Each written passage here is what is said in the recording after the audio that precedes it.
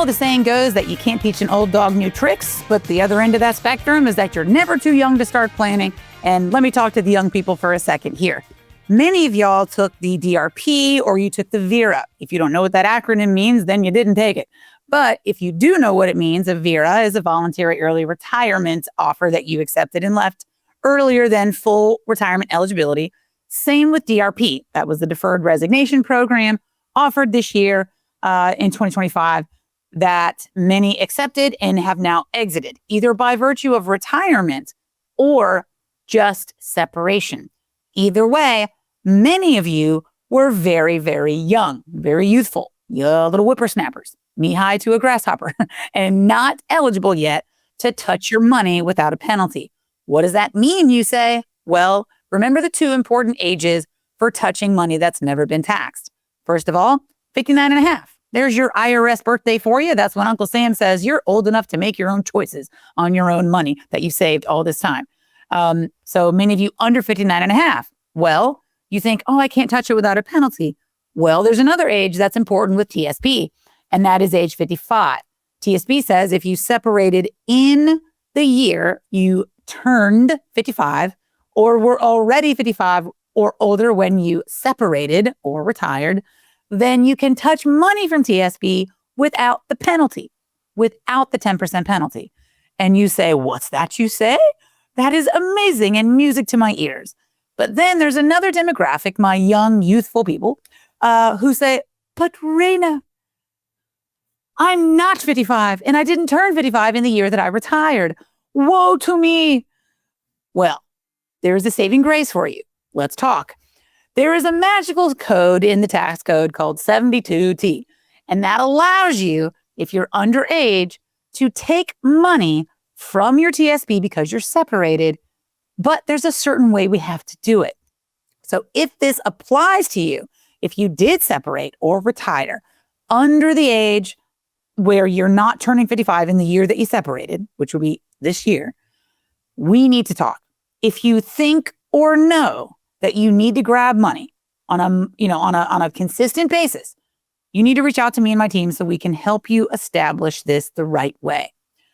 And in a way that's not volatile, so you start taking money from something that can also lose your money. So how does this work?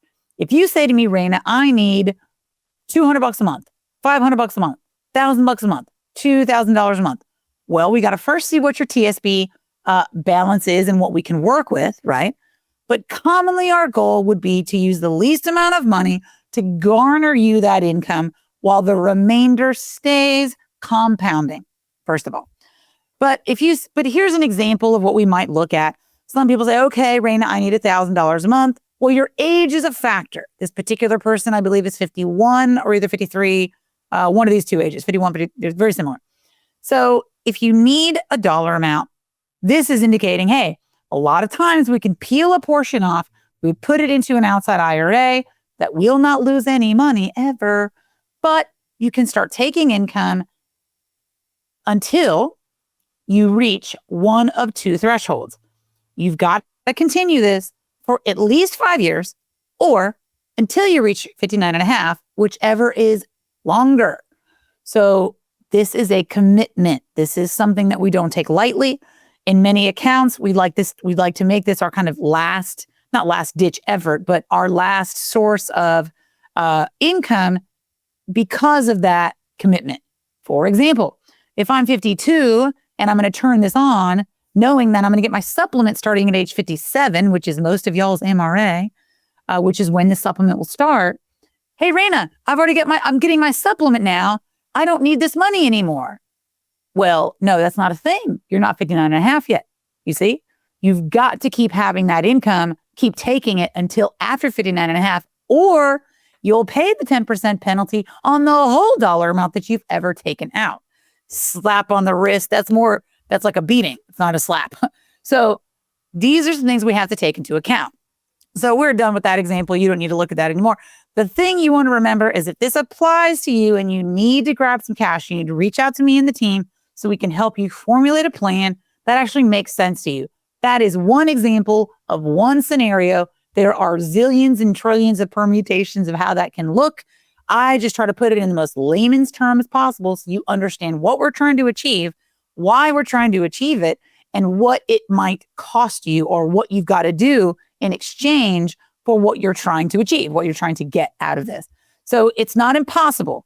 It's very, very doable. And it's very, very simple to do as long as you understand that you have a commitment in that as well, right? What do they say in marriage? You got to give a little, take a little, let your poor heart break a little. That's the story of the 72T. So reach out, let's get scheduled and go over the options that you have for whether or not you need to grab cash and for how long. We'll talk to you soon.